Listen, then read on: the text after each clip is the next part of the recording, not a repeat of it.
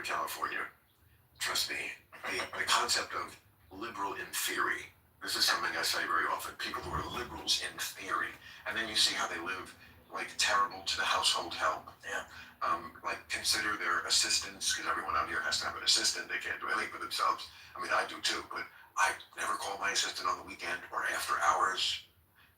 Most people here consider their assistant a 24/7 slave. So what I mean about liberal in theory. Yeah, in theory you're a liberal, but like how do you actually live your life? And of course, like very privilegey, and they absolutely hate privilege.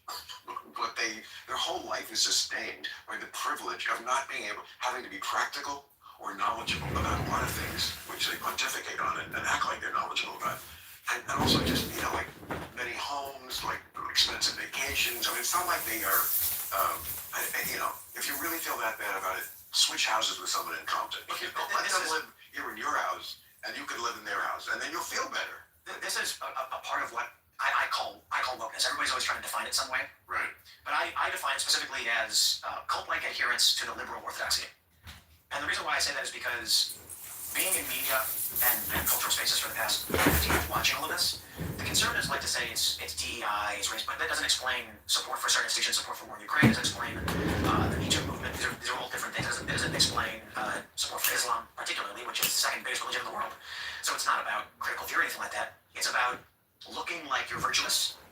So these liberals who live the way you're describing it want to make sure that as they're seen outwardly to other liberals, they are perfectly in line with what is virtuous and right. We call it virtue signaling. But it can manifest into literally anything.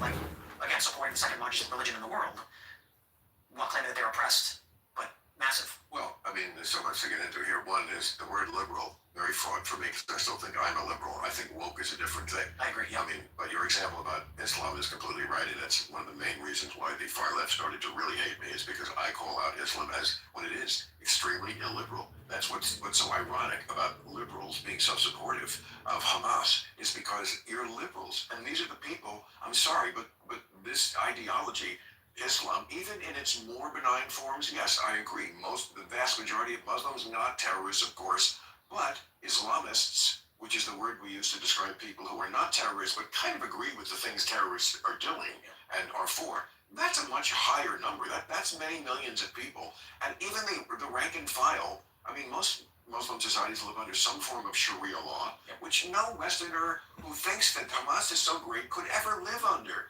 Your fundamental rights that you take for granted here in America, you would not have. I mean, all the protesters who are protesting in Gaza against Hamas, they've all been killed. Right? They killed protesters.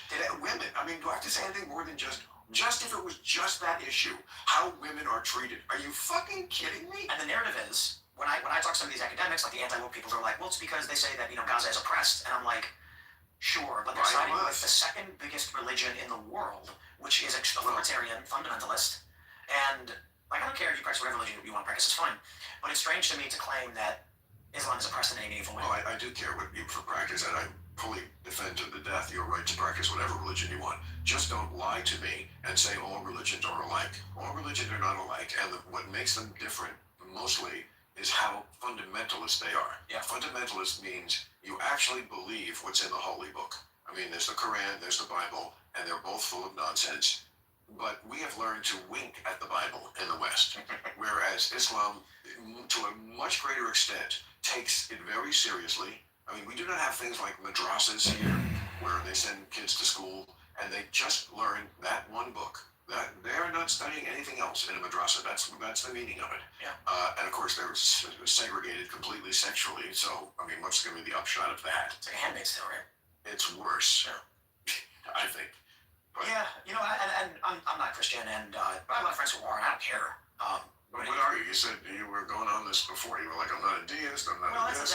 But you're not an atheist anymore. No, so what do you believe in? I think God exists, but I don't believe in any scriptures or anything like that. I think man is fallible, and to write down books and to claim the word of God is silly. So how long were you an atheist, and what did we do wrong not to keep you? I went to Catholic school. Last warning, if you did not claim your funeral benefit, pay close attention before you miss out on this.